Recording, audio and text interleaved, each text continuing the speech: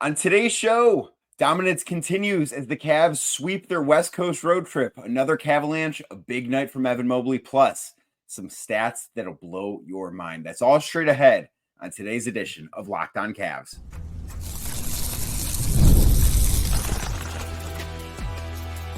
You are Locked On Cavs, your daily Cleveland Cavaliers podcast. Part of the Locked On Podcast Network, your team every day.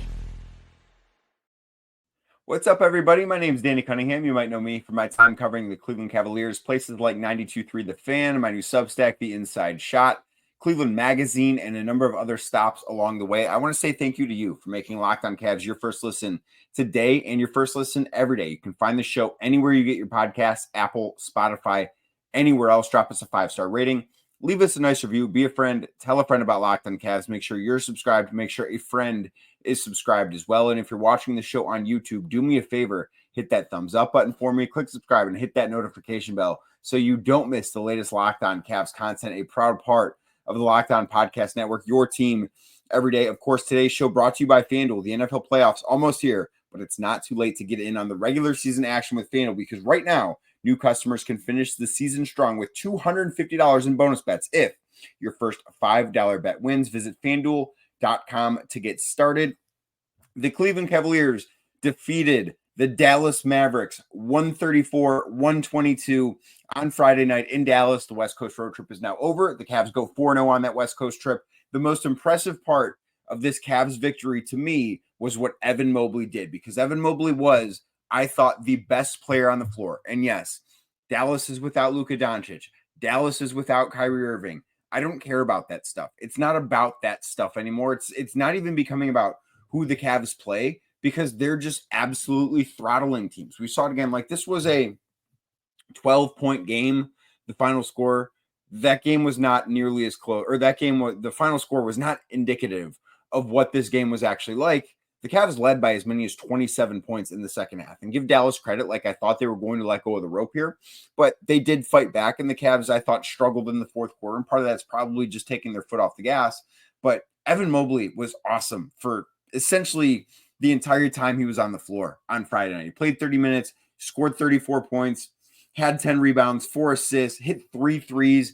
He looked like a guy that's not just an all-star. And I talked about him a little bit in his all-star chances on yesterday's show. He didn't look like an all-star on Friday night in Dallas. He looked like an all-NBA player. He looked like somebody that is one of the 15 to 20 best players in basketball. And I do think that once the all-star conversation is done, and I expect Evan Mobley to be on the all-star team this year, once that is done, I think the conversation is going to shift to, well, is Evan Mobley actually an all-NBA player? Like, it is calling him just an all-star level player right now, putting the bar too low for him, because Friday night, what he showed, the way he can attack teams in so many different ways offensively. Dallas has a couple of different big guys, right? Like Derek Lively drew the assignment on Evan Mobley for a good chunk of the night. PJ Washington took his hand trying to defend Evan Mobley for part of this night.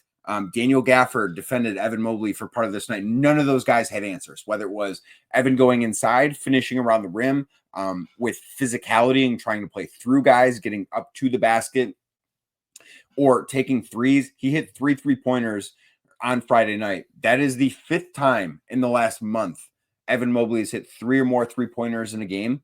Before this month, or before last month, sorry, it's January now, but before the start of December, Evan Mobley had one game in his career where he hit 3 3-pointers in a game. In the last month, he has 5. That's a huge difference, obviously. That is a big part of the leap that he's taking. But it's not just that. It's not just him playing with physicality by the rim. It's not just him on the outside. There were some times where I thought Dallas did a good job defending him. I thought that they did a good job maybe forcing him into a tough shot. There were a couple of 15, 17-footers that Mobley was forced into taking off of the dribble, that's not necessarily the shot that one you want to see Evan Mobley taking. It's not the shot that the Cavs want anyone really taking on the roster right now. Like, offensively, they're designed to get to the basket and take open threes, and obviously that has worked to perfection with how good they've been offensively, but it's not designed for them to take 17-foot contested jumpers. Didn't matter for Evan Mobley. Like, he took a couple of them and just nothing but net. Like they look pure. He's starting to look like a different player in that part of the floor. I'm not going to say he looks like Kevin Durant yet, but you can see where that growth is coming, where he's so much more comfortable. And I think it's kind of, in some weird way, it's kind of him being able to take what he's doing beyond the 3-point arc and bring that in a little bit closer to the basket, right? We always talk about expanding someone's range because that is the thing that creates space. That's the best thing for, modern day NBA offenses, is you want to have as many guys that can create space on the floor. Evan now is capable of doing that. I think we're at the point where we can say Evan Mobley can be somebody that spaces the floor for you because of how good he's been from beyond the 3-point arc over the last month and a half or so. Really the entire season, just the volume is starting to catch up with how good of a shooter he is. But I think that he's getting so comfortable doing that it's allowing him to be a little bit more comfortable off the dribble, taking tougher shots from 18 to 15 feet. It's not as if he wasn't comfortable taking open shots in that area, but you're not getting a ton of open shots in the mid-range. That's why teams don't often take mid-range jump shots, is because it's an easier thing to contest than a three. Now, the threes are also worth more, so that adds offensive incentives, but defensively, that's an easier thing to defend.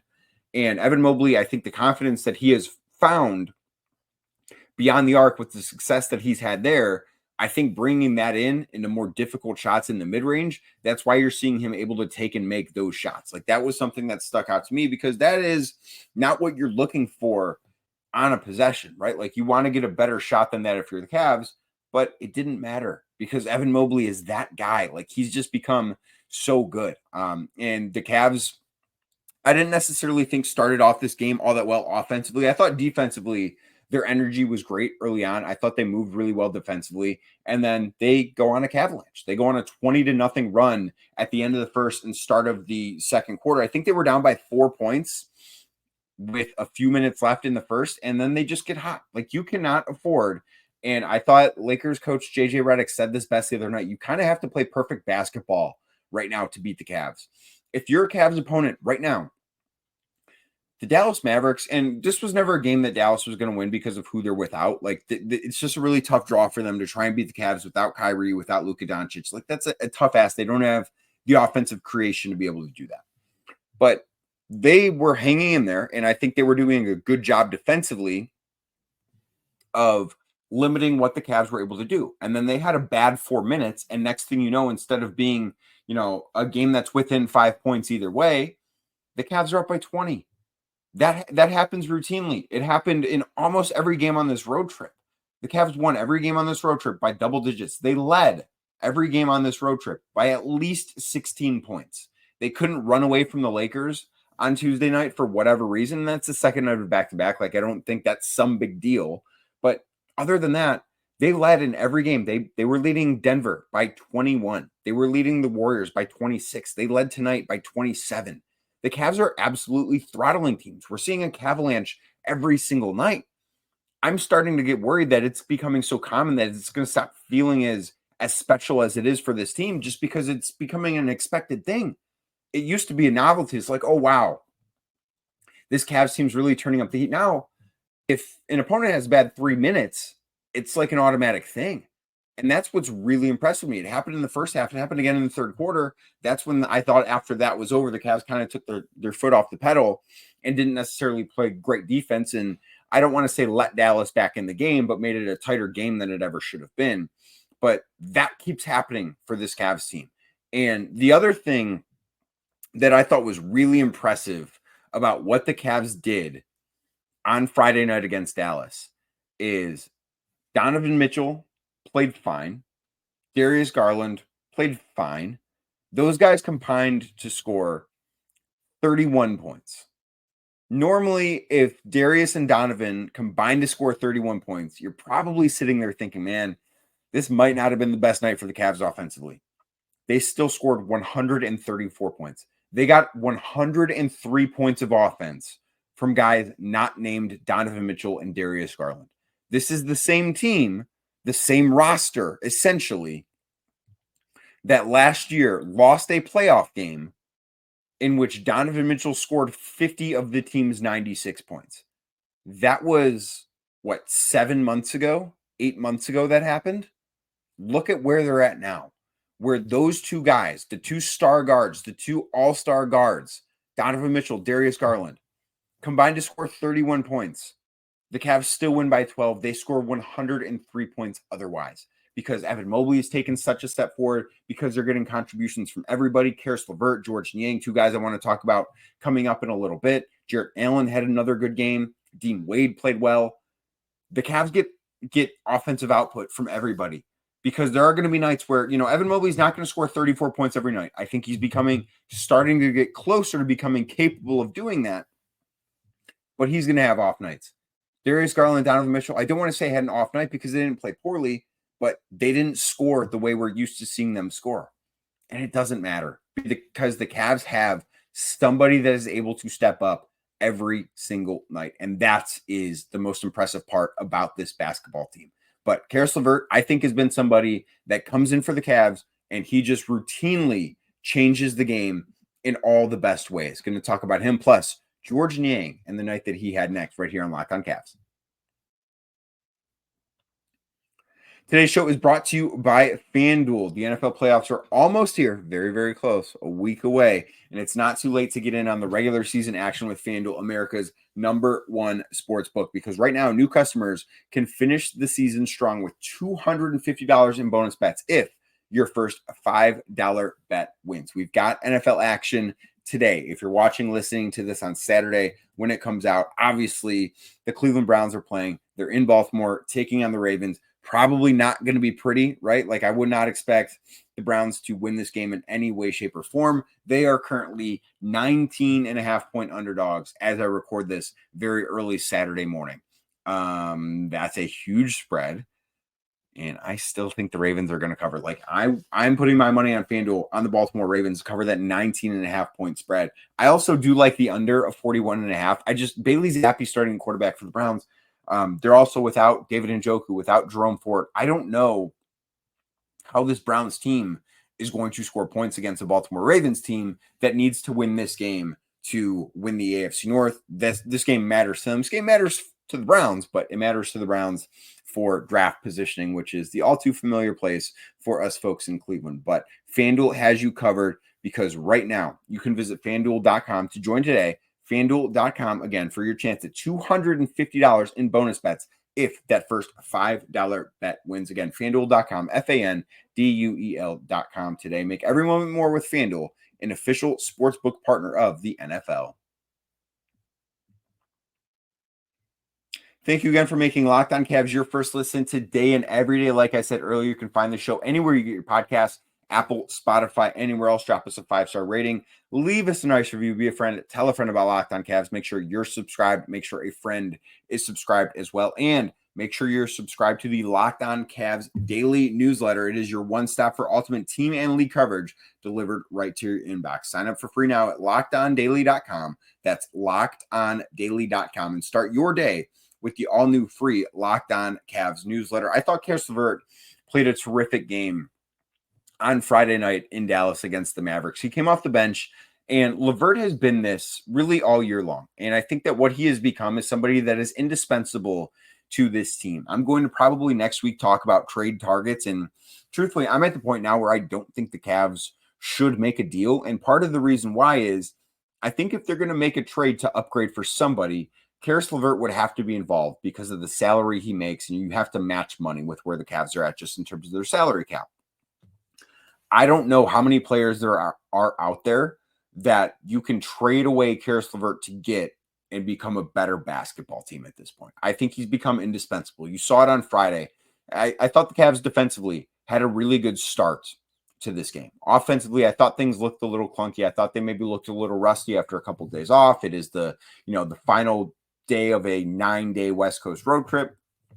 So I get all of that. And then Caris LeVert enters the game and everything's okay again, because that's just what he does. He comes in, and as soon as he hits the floor, he makes a huge difference. He played 7 minutes in the first quarter. Cavs outscored Dallas by 9 points in those 7 minutes. He's part of the Cavalanche every single time, it feels like. Entering Friday night's game, Caris LeVert was 4th in the NBA in plus minus. That means the Cavs are just seemingly every night outscoring their opponent when Caris LeVert's on the floor. Friday night, he was a plus 15 in the game. Before Friday night, Caris LeVert was a plus 276, fourth in the NBA for a bench player. And everyone that's in Evan Mobley is one of the three guys that is ahead of him. And Evan Mobley was a plus 32 on Friday night. So that number is just going to grow for him. But the other two guys are Shai Gilgeous-Alexander, who most likely going to win the MVP this year, Jason Tatum. And then it's Evan Mobley and Caris LeVert. And what the first three guys have in common is they all play way more minutes than Caris does. Like if you break down, and Shai is way out in front in terms of what his raw plus minus is, but he's also played nearly twice as many minutes as Caris LeVert. So if you break down, and this is basically what net rating is, if you break down their plus minus per minute, Caris LeVert is ahead of everybody. He has by far been the best medium value minutes player in the NBA in terms of team success. And it's not all because of him. And that stat doesn't encapsulate everything he does or doesn't do, but I think it's a pretty fair thing. It's a pretty fair look at how the Cavs play when Caris LeVert's on the floor. Very rarely do those minutes go poorly. He had 17 points on Friday night. He made an incredible acrobatic layup. That was an and one. He hit a couple of big shots. He comes in, he brings a type of energy that I don't know. And I'm not trying to say that no one else has energy, because that is obviously not true. But the thing that he brings a pace to the game is probably a better way to put it, that I'm not sure anyone else has. And part of it is because I do think he's one of the fastest players in the NBA. If you watch him just get up and down the floor, he has such a positive impact on the Cavs' pace. And one of the things that is difficult that I do think is going to be really important next week, specifically when the Cavs play OKC on Wednesday night. But I think that the Cavs need to be able to run a little bit better off of opponent makes so that they're not going up against set defenses all the time after the other team scores. And I think when Caris LeVert is on the floor, they do a really good job of not allowing that to happen, because he wants to get the ball and go. And that has been one of the most positive things that he does. And he's also, I think, I know his counting stats aren't up there because he's not playing as many minutes. He's not the lead guy the way he was in Brooklyn. I think that this is the best basketball Caris LeVert has played in his career. I don't think he's ever been a better basketball player than he is right now. I know his counting stats look differently because he got to take a lot of shots in Brooklyn on some bad teams, but he's impacting winning on both ends of the floor in a way that I don't think he ever has before. And I think I have been higher on Caris LeVert as a basketball player throughout his tenure in Cleveland than I think most people. I think that's probably a fair thing to say. I thought 2 years ago he was playing some of his best basketball too, that first year Donovan Mitchell was here. But I think that what he's done so far this year has been far and away better than that. And I thought the other guy that I want to talk about a little bit, George Niang, I thought had a really good night for the Cavs on Friday night. Came off the bench, hit a few three-pointers. He is quietly having a really good season for the Cavs. I don't know what his three-point percentage is after Friday night. I know he came into the night shooting 38% from three. He was 3 of 5 on Friday. So that's probably going to boost up closer to 39 now after this game. I think he's been really good. I think he's been everything that the Cavs can ask him to be. I think also he means a lot in that locker room, and the fact that he is somebody that means so much in that locker room and is contributing on the floor the way that he is, I think that's a really big plus for this Cavs team. They very rarely lose the minutes that George Niang plays. I was going through that raw plus minus number that I talked about with Caris LeVert a couple seconds ago. George Niang is in the top 20 in the NBA for plus minus. And does that mean he's a top 20 player? No, obviously not. But one, it speaks to the team success. And two, it's also a thing that you can't be somebody who doesn't affect winning and have the type of plus minus number that he has. You can't be. And I understand that he's on the floor with some really good players a lot, and he's part of some really good lineups, but he is part of that. It's not like he's dead weight out there that they're winning in spite of. He's doing a lot of really good things, I think, on both ends of the floor. He's never going to be a really good defender. He's never going to be some super dynamic offensive creator either, but he's doing his job really, really well. And that's for somebody who, when the Cavs are fully healthy, is probably the 9th guy. I don't know how much better you can do than what they've gotten out of him as the 9th guy on the roster. Like, that is something that I do think has been really, really important about this team, is the type of performance that he's been able to give them. I do have some pretty wild stats that I want to get into. I'm going to drop a few stat bombs on you guys about not only Friday night in Dallas, but the start that the Cavs have gotten off to this season. Because listen, they're 30-4. Obviously, it's been an incredible ride so far, but they're in some pretty crazy historic territory. We're going to talk about that next right here on Locked On Cavs. Today's show is brought to you by Game Time. I spend a lot of my time going to live events, whether it's covering the Cavs at basketball games at Rocket Mortgage Fieldhouse, or maybe it's going to a concert, a comedy show, a play. Hey, I did go to one of those in December, I promise. One of the places that I always frequent to check what the ticket marketplace is looking like, it's Game Time. I've been on Game Time a lot over the last 24 hours because, as I mentioned on yesterday's show, I'm a big Notre Dame fan. I want to go to the Orange Bowl. I've been scrolling through Game Time trying to find the best deals. There are some great deals there. If I don't go, it's not going to be because I couldn't find a great deal. It's because I couldn't find a great deal on airfare, which Game Time unfortunately does not have. But if I'm getting inside the Orange Bowl, I'm going to get inside with tickets from Game Time. And they make it even easier to get tickets from all your favorite events with the new feature, Game Time Picks. This feature filters out the fluff to show you only incredible deals on great seats, so you don't have to waste time searching through thousands of tickets. Like I said, I've been looking at the Orange Bowl. I really want to go. Not sure if I'm going to go, but if I do go, Game Time is the place that I'm going because I want to take the guesswork out of buying tickets, and Game Time does that. So download the Game Time app, create an account, and use code LOCKEDONNBA for $20 off your first purchase. Terms do apply. Again, create an account, redeem code LOCKEDONNBA, LOCKEDONNBA for $20 off. Download Game Time today. What time is it? It's game time. Thank you again for making Locked On Cavs your first listen today and every day. You can find the show anywhere you get your podcasts, Apple, Spotify, anywhere else. And if you're watching on YouTube, do me a favor, hit that thumbs up button for me, click subscribe, and hit that notification bell so you don't miss the latest Locked On Cavs content. I said I had some cool stat bombs. I've got some cool stat bombs. The first one that I want to talk about is the Cavs have now won 9 straight games. It is their second winning streak of at least 9 games. Obviously, they opened up the season 15-0. A win on Sunday against Charlotte, which I would expect to happen, would give them 2 10-game winning streaks in the same season. I don't know the last time that has happened for the Cavs, but they are in just incredible territory with how good they've been so far. And the most impressive part about this 9-game winning streak, all 9 games that they've won have been by 10 or more points. They have now won 30 games on the year. 22 of those games are by 10 or more points. If the Cavs said, and obviously they can't do this, if the Cavs said before the opening tip, hey, Charlotte, we're going to give you guys 9.5 points. If we don't beat you by 10, we actually lose the game. If we beat you by 5, you guys get credit for the win instead. The Cavs would then, if they did that, they would be 22-12. They would be the 3rd seed in the Eastern Conference. That is how dominant they have been. That if only their 10-point wins counted, they would still be 3rd in the Eastern Conference. That is incredible. That is rarefied air. That does not happen. Like, that is part of the thing that bothers me about the comparison that we've seen online lately about, oh, well, this Cavs team's just the 2014-15 Atlanta Hawks. No, they're not. This is a Cavs team that is destroying teams. Yeah, they've played some bad teams, but they've done what they're supposed to do against those bad teams. They haven't just won, they have dominated them. There's a difference between, yeah, we beat Washington by 5 and no, we actually beat Washington by 27.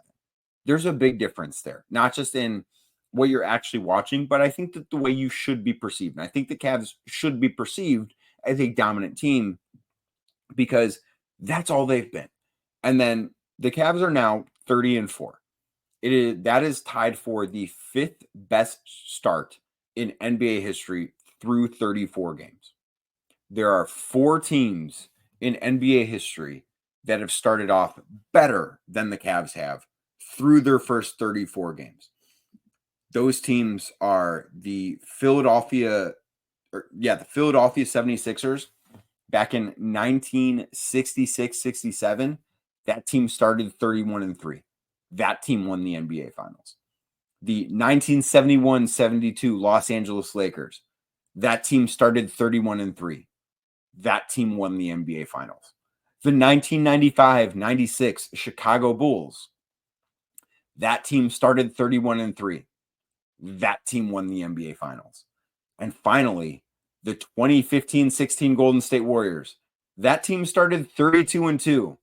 And that team blew a 3-1 lead in the NBA Finals. The Cavs are at the place now where the NBA Finals should be the expectation. This is a team that has done nothing other than tell us they are capable of winning the finals.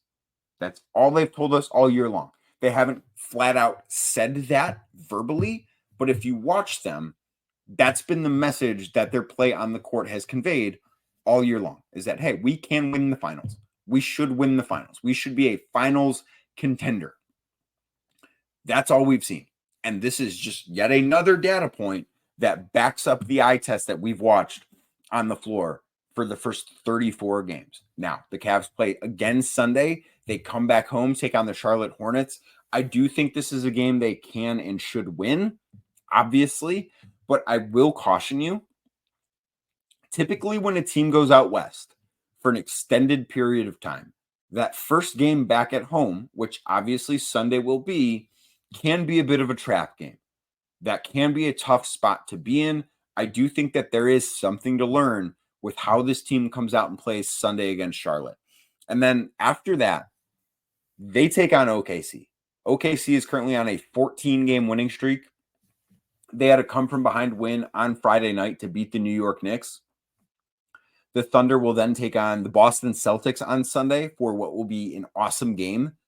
But there's a chance that Wednesday night, which is a nationally televised game on ESPN, there's a chance that that game features two teams that are on 10-game winning streaks at least.